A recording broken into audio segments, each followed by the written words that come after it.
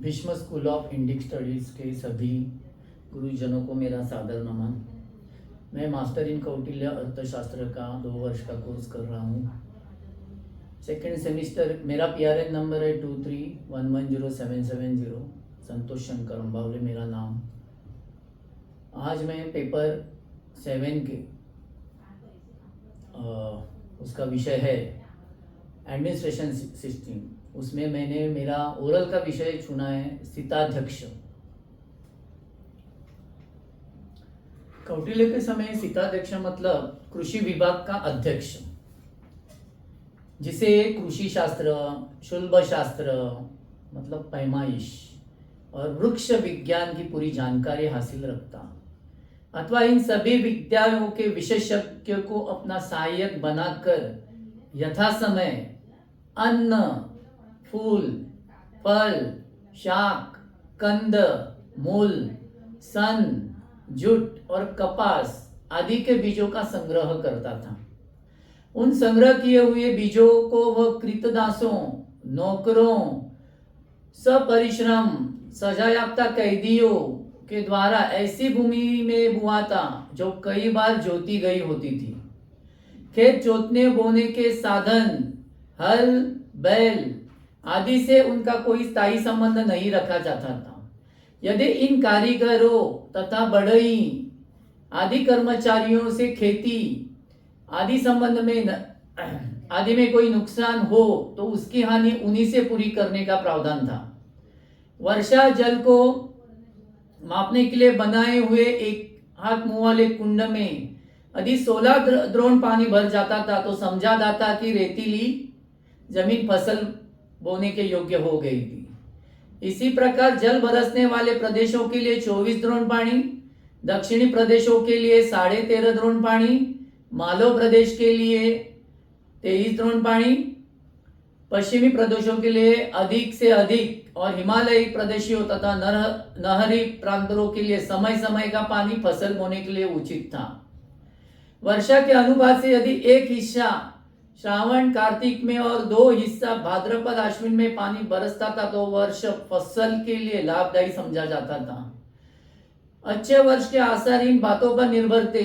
जब बृहस्पति मेष राशि से वृषभ राशि पर संक्रमण करे, जब गर्भाधान अर्थात मार्गशीर्ष आदि 6 महीनों में कोहरा, वर्षा, बादल आदि देखे जाए, जब शुक्र ग्रह की उदयास्त गति आषाढ़ की पंचमी आदि 9 तिथियों में संचरित हो, और जब सूर्य के चारों ओर मंगल दिखाई दे, ये सभी अच्छी वर्षा के लक्षण माने जाते थे। यदि सूर्य के चारों ओर मंगल पड़ा हो तो अनाज के अच्छे दाने का अनुमान किया जाता था। यदि बृहस्पति वृषभ राशि का हो तो अच्छी फसल का अनुमान किया जाता था। लगातार 7 दिन में 3 बार वर्षा उत्तम, सारी वर्षा ऋतु में 80 बार बूंदों की वर्षा भी उत्तम। यदि 60 बार धूप खिल फिर बार बार वर्षा होती थी रहे तो वर्षा अति उत्तम मानी जाती थी। बीच बीच में हवा के चलने और धूप के खिलने का अंतर छोड़कर यदि वर्षा हो तो 3 दिन हल चलाने का अवसर देकर यदि वर्षा हो तो उत्तम फसल होने का अनुमान किया जाता था। वर्षा के अनुपात से ही बीज बोया जाता था। साठी या धान, गेहूं, जौ, ज्वार, कोदो, तिल, कांगनी और लोबिया आदि को वर्षा शुरू होने के पहले ही बो दिया जाता था। मूंग, उड़द और छैमी आदि को वर्षा के मध्य में बोया जाता था। कुसुम्बी, मसूर, कुल्थी, जौ, गेहूं, मटर, अलसी, सरसों आदि अन्नों को वर्षा के अंत में बोना उचित माना जाता था, अथवा इन सभी के अन्नों को वर्षा के अंत में बोना उचित माना जाता था, अथवा इन सभी अन्न को ऋतु के अनुसार जैसा उचित होता वैसे ही बोया जाता था। जो खेत बोए न जाए उन्हें सिताध्यक्ष आदि कटाई पर दूसरे किसानों को बोने के लिए दे देता, अथवा जो लोग शारीरिक श्रम पर जीवित थे उनको वह जमीन दे दी जाती थी और उस जमीन की पैदावार का 4था या 5वां भाग उन्हें दिया जाता था या स्वामी की इच्छा अनुसार उनको दिया जाता, किंतु इस बात का ध्यान रखा जाता कि उन्हें उस प्रदत्त भाग को स्वीकार करने में कोई कष्ट ना हो।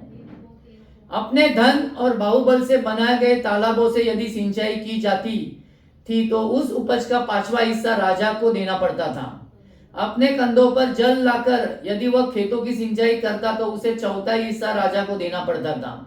यदि वह नहर या नालियां बनाकर खेतों को सिंचता तो उसे पैदावार का 3रा हिस्सा देना ही पड़ता था।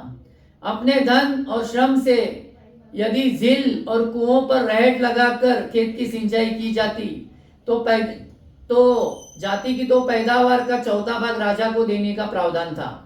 ऋतु के अनुसार तथा पानी की सुविधा देखकर ही खेतों में बीज बोया जाता था। धान, गेहूं आदि की फसल उत्तम मानी जाती थी।